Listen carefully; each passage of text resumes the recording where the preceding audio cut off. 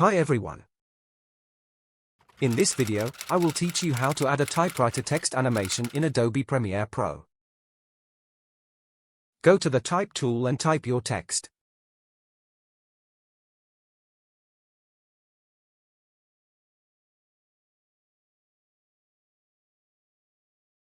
Change the font to Courier PS.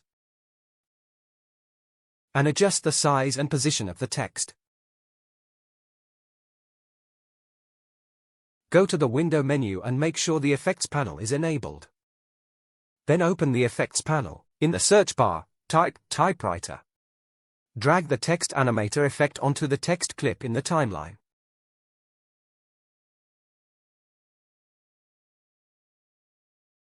Select the applied effect. And open the Effect Controls panel. Enable the visibility option.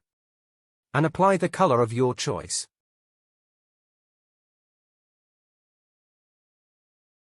Adjust the opacity, width, height, and offset according to your preference.